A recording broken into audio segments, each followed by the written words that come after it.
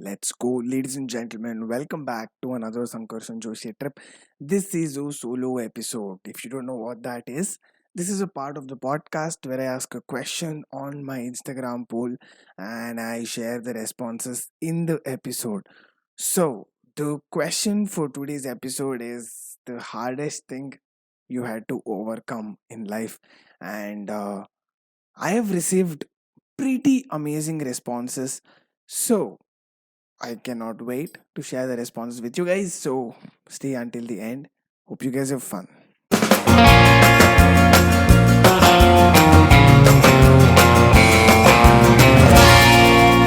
Sankarshan Joshi trip.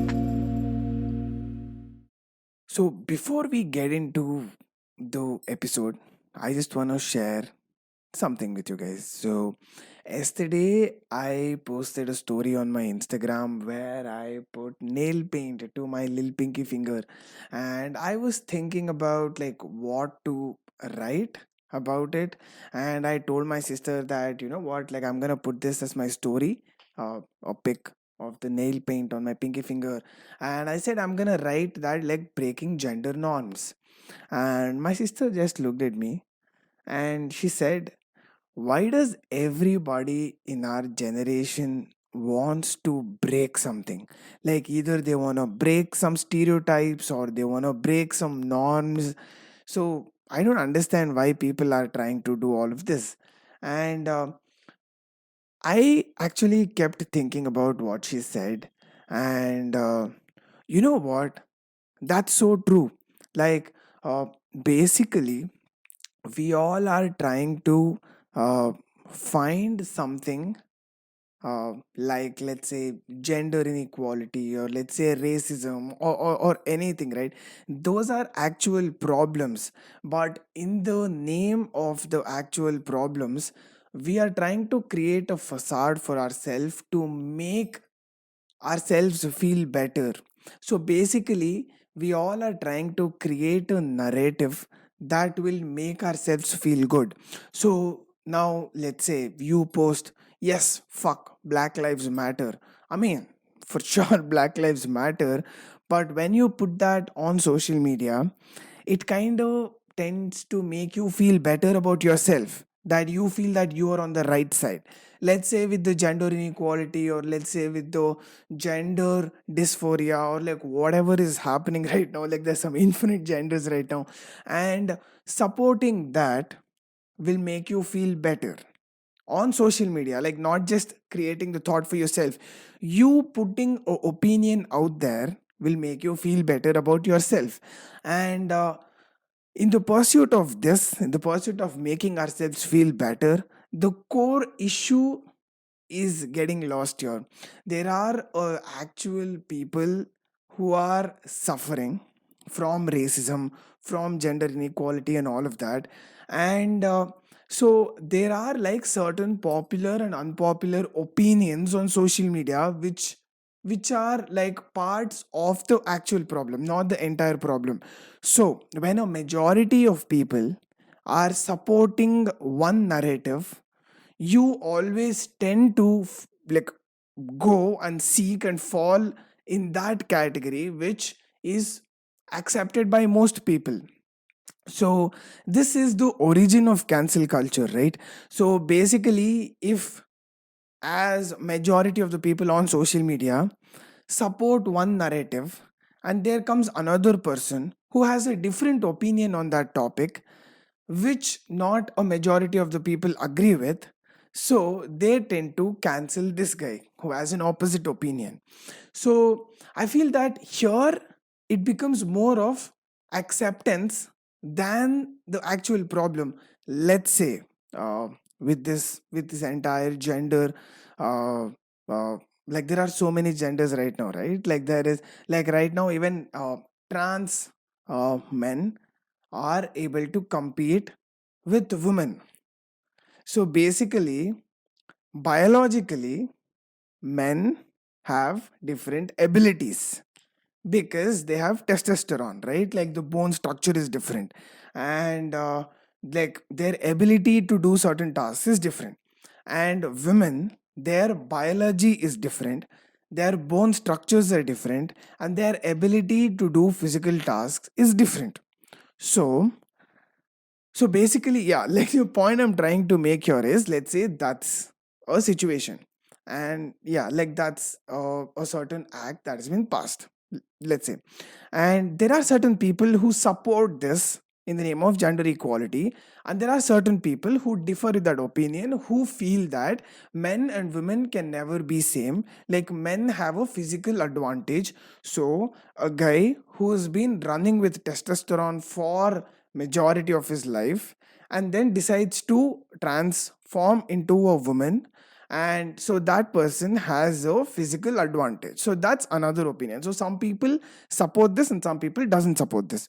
So on social media, people who tend to support this feel better about following that narrative, because a lot of people support that and a lot of people would appreciate you for having that opinion.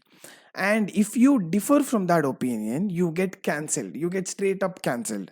So a lot of people are being banned from Twitter, a lot of people are being like boycotted in the like Hollywood industry. And so yeah, like this is the crux of the like the cancel culture, the origin of cancel culture. We can have two different opinions and we can respect each other's opinions. Just because someone has a different opinion than yours, that doesn't mean that you can just like cancel that person. So basically what these people are doing is they're hanging out with people with the same opinion to justify already created opinion. So, yeah, then when will you grow if you don't associate yourself with people who differ from you? Like, let's say I have a narrative and I associate myself with people who support that narrative, then why, like, when will I learn the other side of it? So, there is no growth to it, right? It's just bunch of people supporting the same narrative that you have already been supporting. So, yeah, and also like I kept question like asked the same question to myself. So when I put this nail paint on my pinky finger and I clicked a picture because I yeah because this is the most like randomest thing I've ever done, and I put it as a story. And so basically uh I wanted to write a caption. I wanted to write saying breaking gender norms. And then when my sister told this, after like all the thoughts that I shared with you guys right now, I actually sat with myself and said all of this to myself yesterday. And then I asked myself, why did I want to put that story? Probably because I wanted to feel like I am woke. Like this is, yeah, I wanted to feel that I am woke by putting this. And so then I felt that I am falling in the same trap uh, which I have been condemning for a really long time. And I was like, holy smokes, like I didn't even realize this that I was a part of this trap until my sister pointed this out.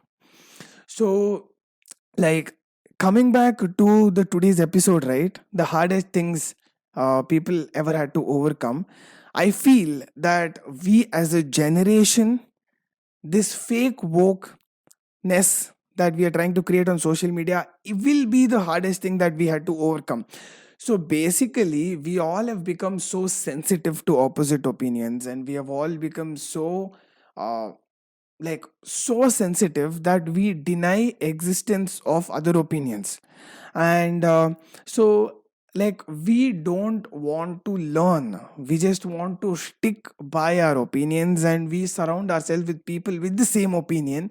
So yeah, we are not learning and we are not growing, and this is the hurdle for our generation.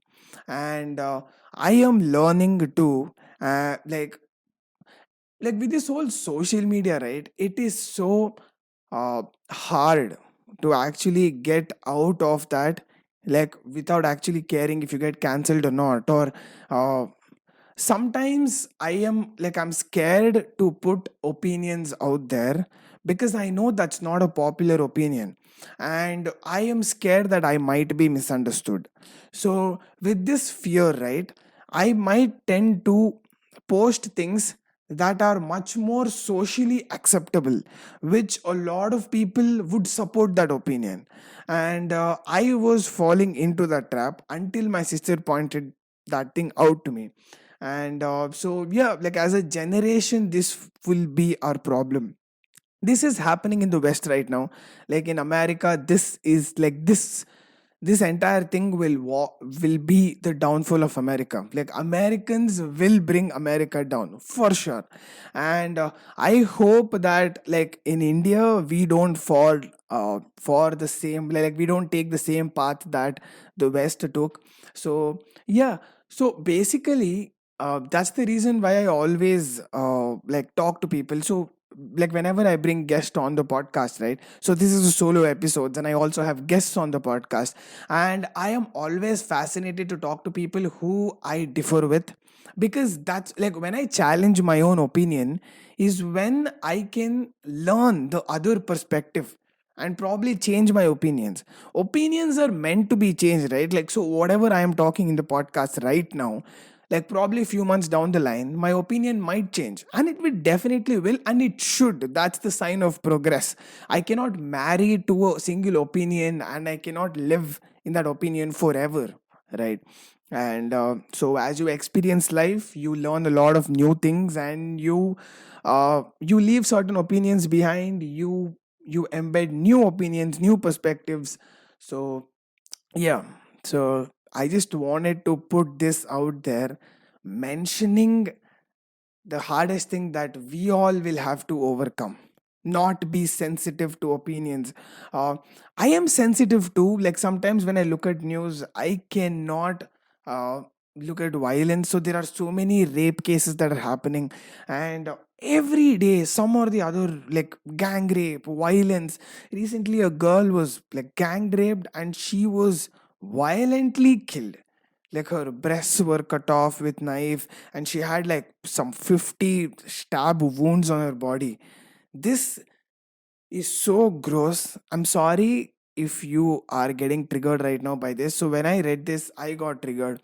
And in one of a solo episode I mentioned that I tend to stay away from news because I know it's gonna trigger me. And recently I've been trying to challenge myself. I've been trying to look at things that trigger me. So just because it triggers me, I was avoiding it for a long time.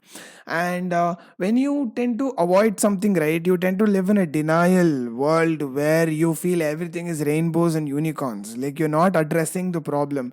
So just because I deny it, just because I feel that that doesn't exist, that doesn't mean it doesn't exist. Like it's happening in the world, and it's high time that I acknowledge what's happening and then fucking deal with it. So yeah, so now let's get into what people have answered. So let me repeat the question again. So though the question that I put on my Instagram poll was the hardest thing you had to overcome, and here are the responses. The first is from Sharon Mary underscore. Living with narrow-minded people. Hmm. In my previous solo episode, I talked about my college life and how my friend circle evolved over the over the course of time in my college. And so I'm not gonna repeat. I'll try not to repeat whatever I said, but yeah, like it's exactly what I said initially. Like you have to associate yourself with people who support progress, right? Like who will be a catalyst to your progress. So yeah, when you're surrounded with narrow-minded people, they tend to put caps on what you can do. So basically if you're ambitious, let's say you want to do something big, uh, though those people who have doubts, who think that like few things are possible or impossible, their opinions might demotivate you. Even though you don't know it, it subconsciously sits there. And so yeah, that's why who you surround yourself with so important. And I do believe that like getting over this would be the hardest thing, like hardest thing. And Sharon Mary says this, like living with narrow-minded people and overcoming that was the hardest thing that she ever had to do. So yes, if you guys want to know more of my opinion on this topic, you can check my previous solo episode. So yeah, I just want to I don't want to repeat whatever I said, even though I'm very much tempted to. But anyways, you guys can check it out. Yoshita underscore Krishna responds, death of a loved one.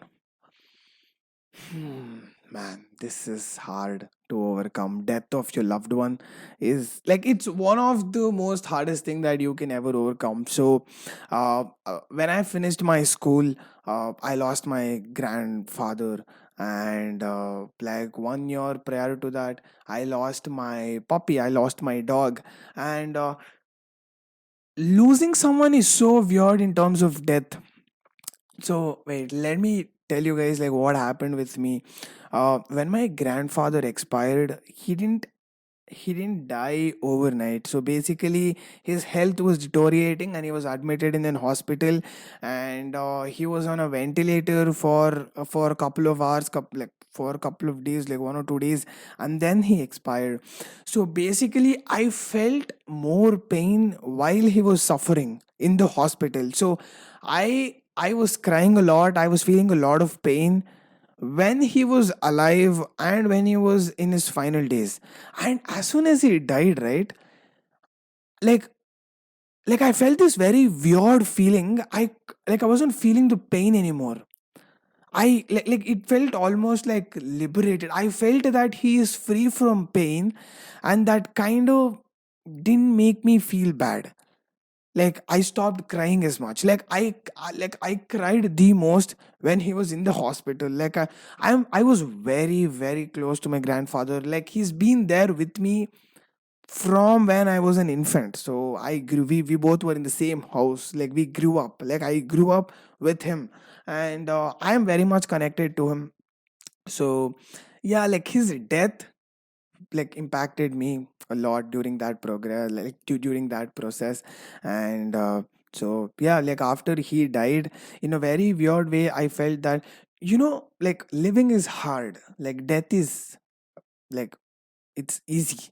Life becomes easy. Like living is hard because you don't have to face obstacles anymore, like once you die, right?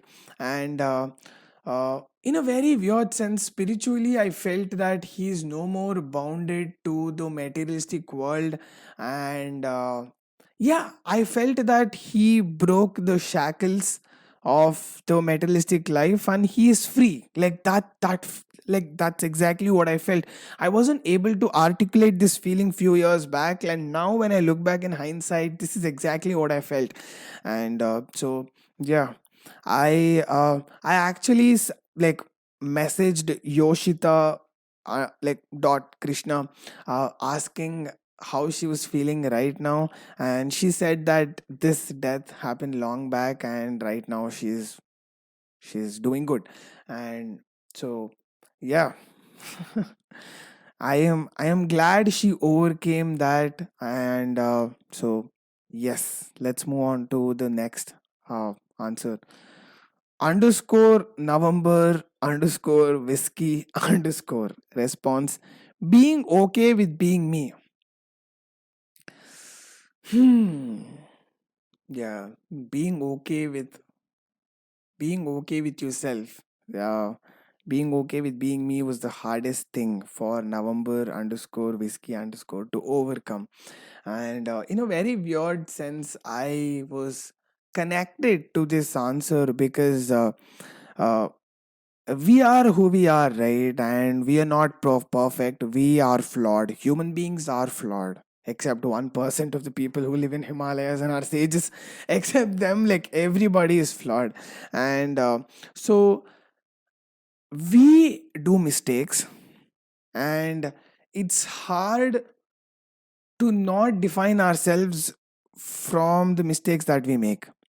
So basically, uh, just accepting the mistakes that we did, like just acknowledging that yes, I did those mistakes, yes, I am learning, yes, I am progressing, yes, I am growing, uh, and just being okay with all our flaws, and just being okay with all our insecurities, and accepting who we are.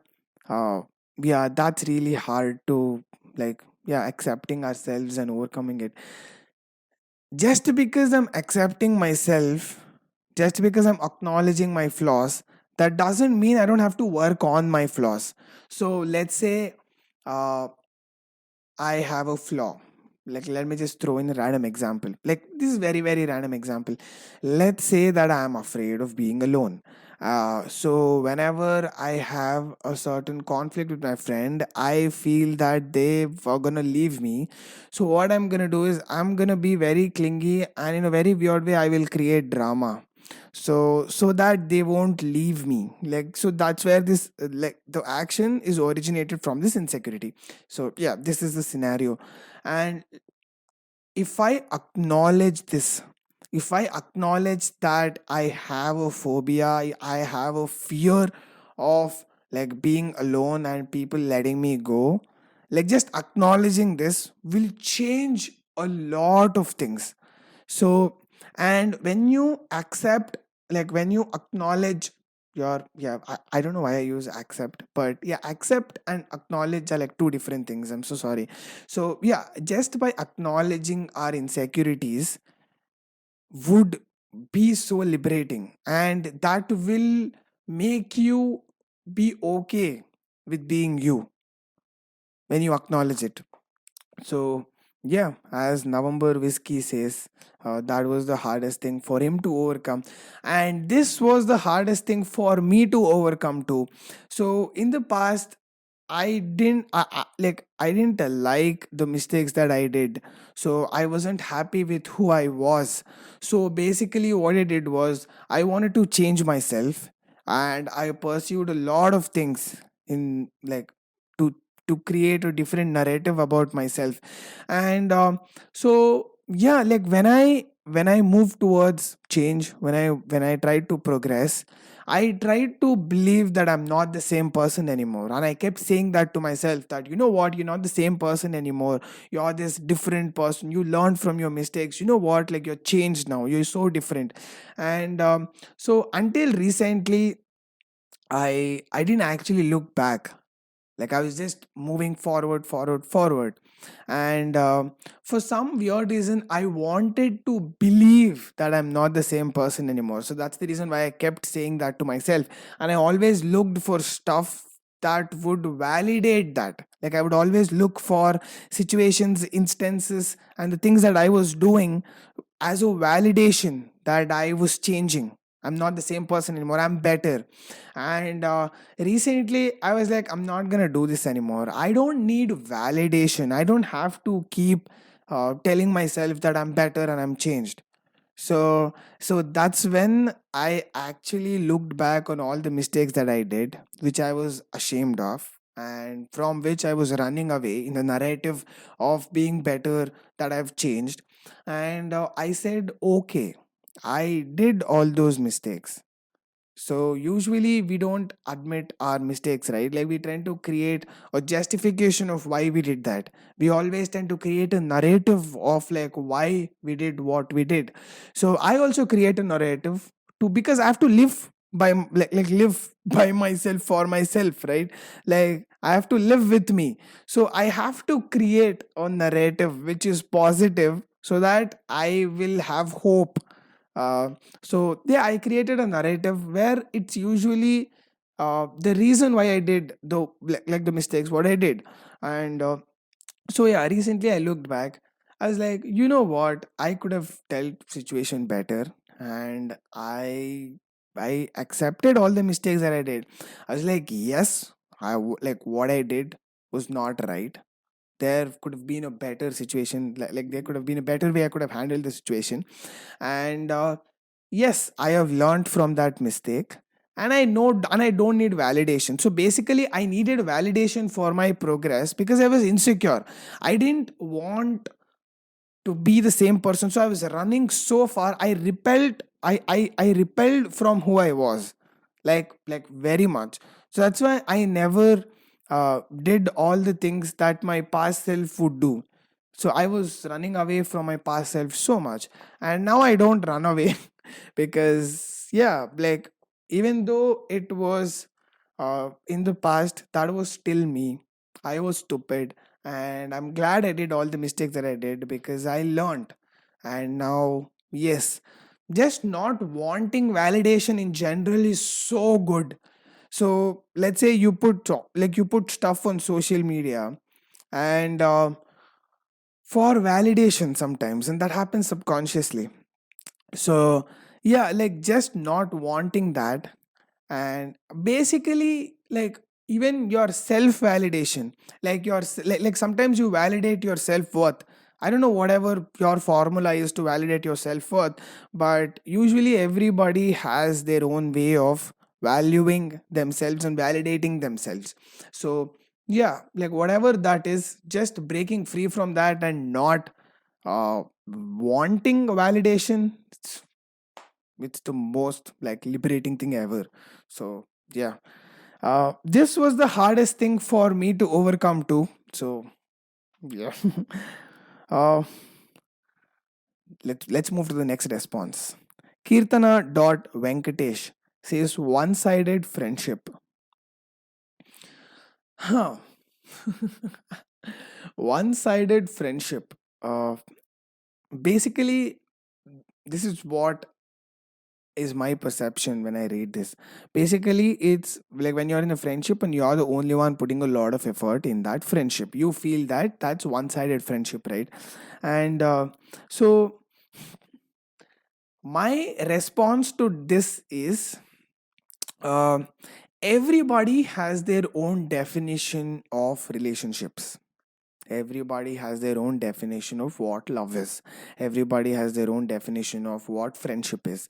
So just because someone is not fitting in your definition of what you call friendship, that doesn't mean that they don't feel affection or love or care. So basically, you're evaluating a physics paper from a math teacher perspective. It's like those are two entirely different papers, they're entirely different subjects. Similarly, for each person, let's say if I have a definition of how I show love for my friends, I cannot expect my friends to do the same thing because they have their own way of like valuing friends and showing friendship, right? So basically, yes, sometimes you care someone more than they care for you, and it's okay. Like sometimes you don't get reciprocated with what you give, and you have to be okay with that because you don't give out care and affection just because you're going to get that back, right? Like you're doing it because you want to do it, not because you want the other person to do the same thing for you. And so yeah, we have to be okay with that. And basically, as time progresses, you have to keep changing your definitions of what love is or what friendship is.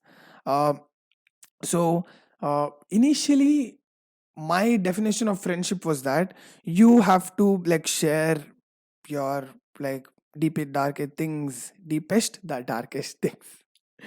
Yeah. So yeah, you have to share your like yeah, like the trauma and all of that. Like you talk, you have to be there when your friend is going through shit, let's say.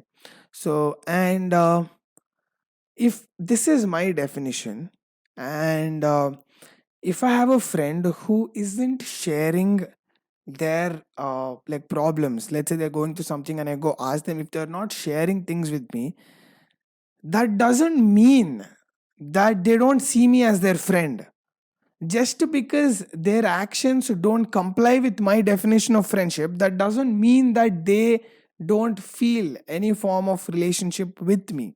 So basically, the trauma might be too deep for them to share. Not everybody is comfortable with sharing the pain, and not everybody might be comfortable with talking their pain because of their past experiences. So yeah. Like what they expect, like what are you in their life, is up to them. What is that person in like to you in your life? That's up to you. So yeah. This is what this is my opinion. So yeah, let's move to the next response. uh Chalk apocalypse response: self doubt and self loathing, not feeling good enough, all from school times. This is the hardest thing Chalk Apocalypse had to overcome. And I kind of get this because when you are growing up, especially in school, that frames your psyche, like that frames your entire approach of like how you go through life or how you see yourself. And this self doubt and self loathing and not feeling good enough is also developed in childhood, especially in school, because that's when you're bullied, right? Let's say if you're fat and you're bullied because you're fat, over the period of time, like you have to figure out a way to justify what is happening, right? So then you start to believe, okay, maybe I am shitty, like that's the reason why I'm getting bullied. So yeah, that's how a human being works, right? So when you're growing up, let's say you're receiving shit, let's say from your parents also, they always keep yelling at you for getting low marks, and they always keep yelling that you're a stupid kid, you're a stupid kid. And if you don't see a way out, you will tend to accept that. You will accept that, okay, maybe I'm a stupid kid, like that's the reason they're yelling at me.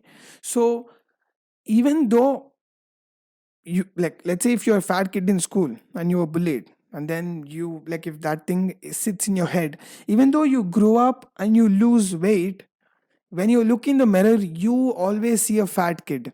So breaking free from the foundation on which your entire psychology is based upon, that is very very hard. So yeah, I like, from what he says, though not feeling good enough part, I relate to the most, because in school you're not really good at all the subjects, right? Like you score well in some subjects and you don't in all the subjects. But school academic is created in such a way that, like, you have to be good in everything, because the average of all the marks will be your final result, right? Let's say whatever you get of, like, for that academic year. And let's say you like mathematics, and or let's say you like sports. Like, let's say you are 190, like let's say you would score 99 out of 100 in sports, but you're weak in math, so you get 0 out of 100. Like, when you average it out, like, it's close to like pretty less. And also this example is the most shittiest example, because you don't get graded for being good at sports, and that's exactly my point. So yeah, and this would, like, when I was a kid, I wasn't good in academics, like I wasn't scoring well, but I always had a keen interest in mathematics and science. Like I loved biology and I loved mathematics. Even though I didn't score well in mathematics, I loved how the subject was. And so over the period of time, the way how the subject was taught made me lose interest in the subject, and I started scoring less marks.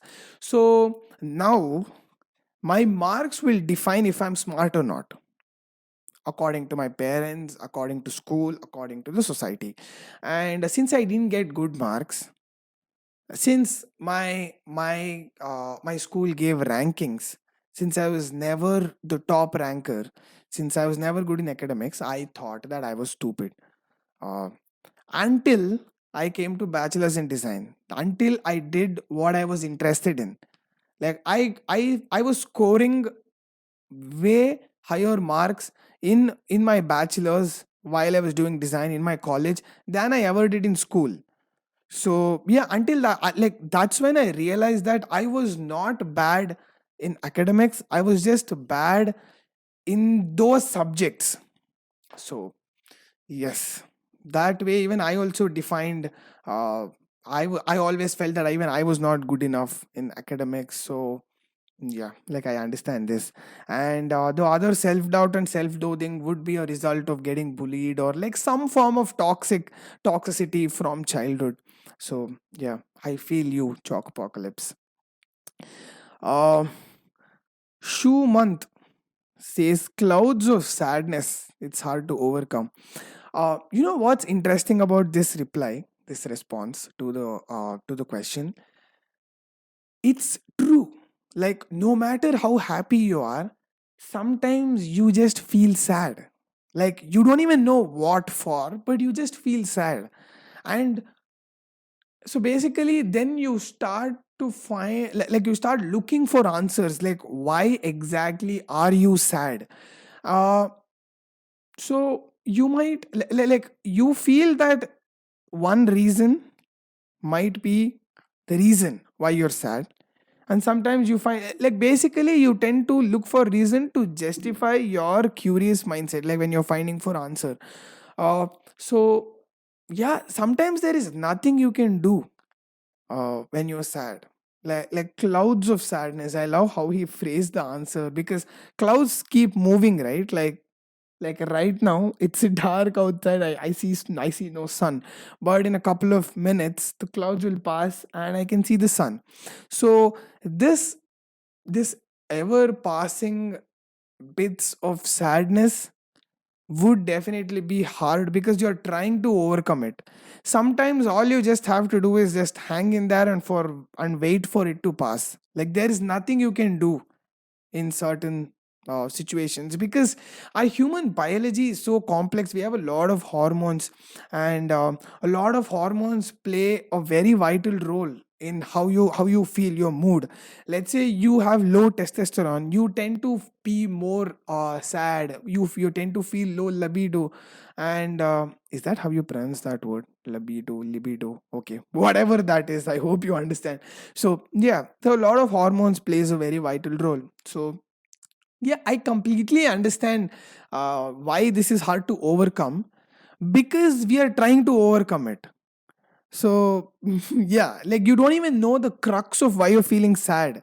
So let's say if you are sad because of a certain insecurity, just acknowledging that you're insecure about will help you overcome that. And there are this sometimes you find this weird like clouds of sadness which you don't even know why you're sad, like basic mood swings. Yeah, like just hanging in there or doing something that would release your dopamine other than watching porn would would be helpful, I guess. So yeah, that's all I have to say for this. Lays lays against the machine. What a beautiful usernames people keep. Lays at the machine response sensitivity.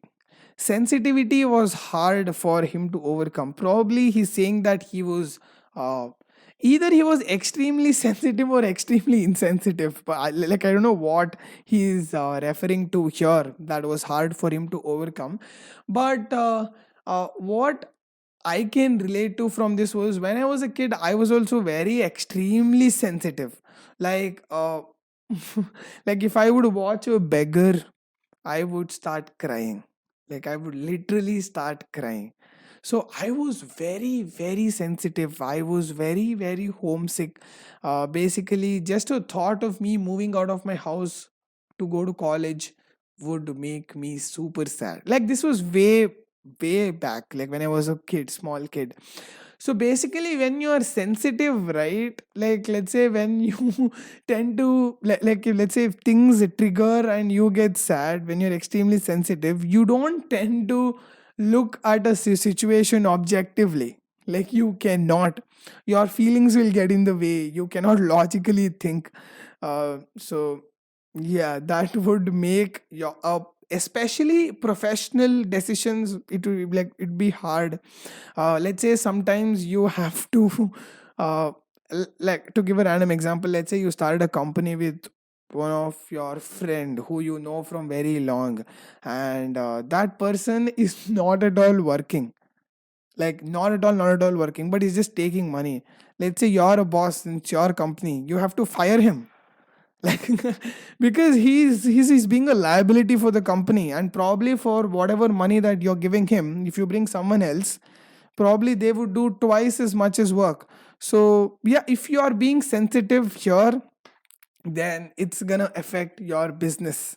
So yeah, like it was hard for me also to overcome that sensitivity part. Like I was even at the start of college, right? Like anytime anyone would be sad, I always took it upon myself to make them feel better, until I realized sometimes there is nothing you can do for them to feel better. Like everybody has their battles, right?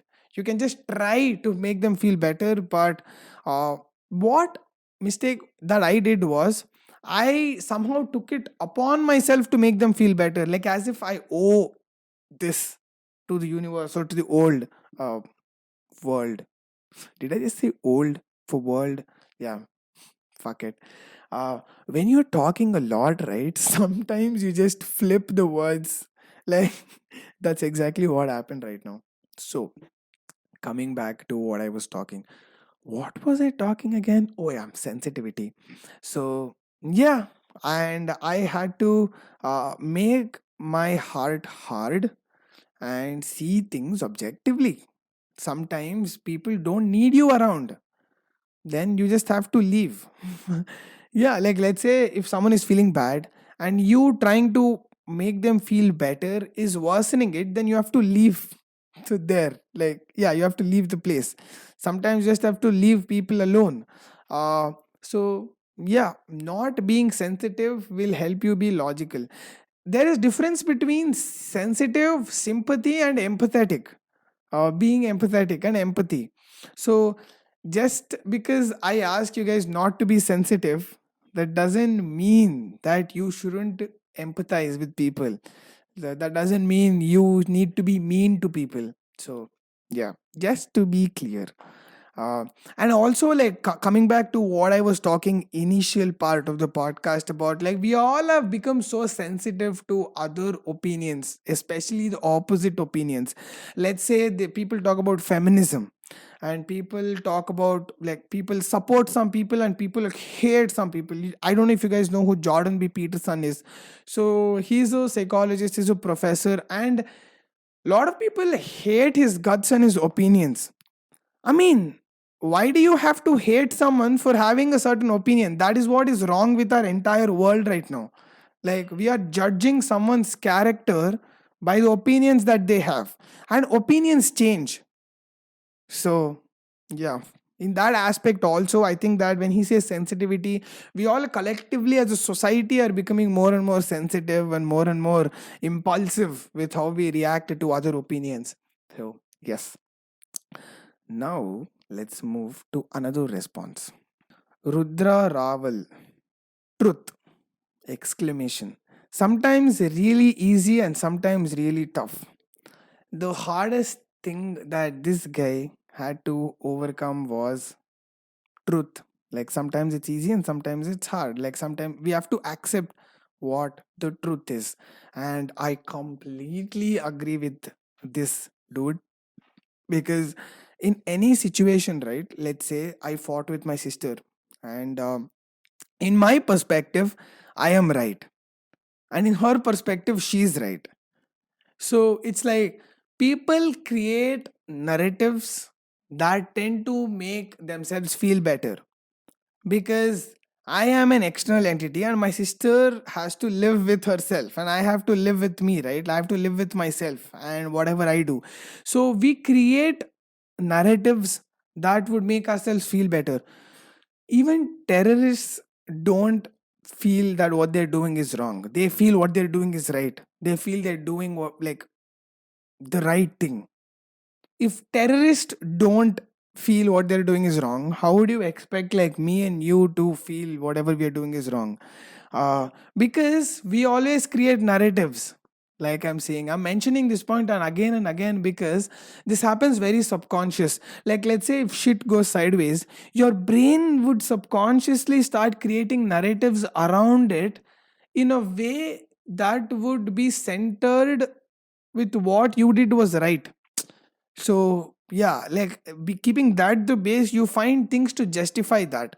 And just stopping the narrative and looking from other person's perspective, like understanding their narrative and what a situation from their perspective.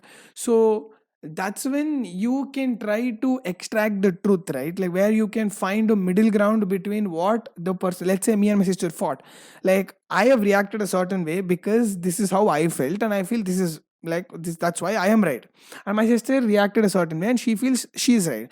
If I try to understand what her perspective is, if I try to explain her what my perspective was, probably that's the truth, right? Like truth is very very subjective. To me, in my perspective, this is the truth.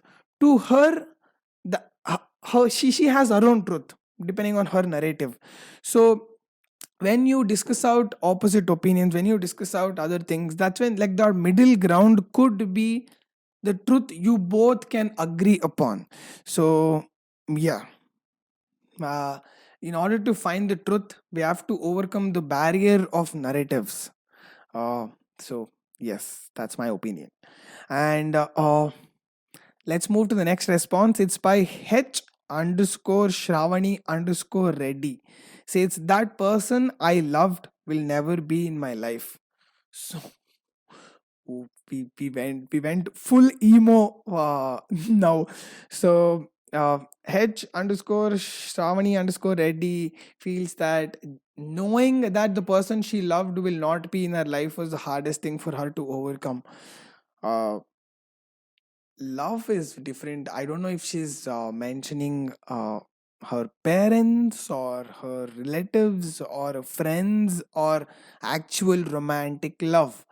But yes, sometimes people you love will not love you back. And sometimes people you want in your life will not be in your life. And yeah, that's just the way it is. And we have to accept it. There is no way around it. Uh, and now, especially with love, right? A lot of people use this terminology like, oh, baby, I belong to you, like you belong to me. You, nobody belongs to nobody. Like we all are our individual selves and we belong to the nature. Like I think that's the core of the problem. Like that's where the possessiveness also comes from. So basically, people feel that the other person belong to them. And yeah, like so she feels bad for her loved one not being in her life. What if the person that you love is happy in someone else's life, like having someone else as her love or his love? Would that make you happy? It should make you happy if you would have loved that person. I know for sure it will make anybody sad, but there should also be a pinch of happiness with the sadness. So this is like even my definition of love has changed over the period of time. And like right now, my definition of love is basically freedom, and giving the other person freedom to do what they love. So if they love someone else, and if they would be happy with being that person who is not me, and I love this person, then I would let this person go. This is my definition. And so yeah, we got a real emo here for a second. But I feel you, H underscore Shravani underscore Reddy. Yes, that shit sucks when you like someone who doesn't like you back, or when you like someone who's not in your life. Not being in your life, I don't know what to make out of that statement from what she says, but this is my assumption. So yes, holy smokes, this has been the longest solo episode ever. So thank you so much, guys, for listening and coming so far. Uh, if you like this podcast, then you can follow on audio streaming platforms Spotify, JioSavan, and Ghana. You can also find me on YouTube. If you want to look at me, then you should go there. You should go there, come to YouTube, look at my face. And if you want to be a part of this podcast, if you want to answer to my questions, then make sure you follow at a Sankarshan Joshi trip on Instagram. Hope you guys have fun. I will be back soon. So, yes.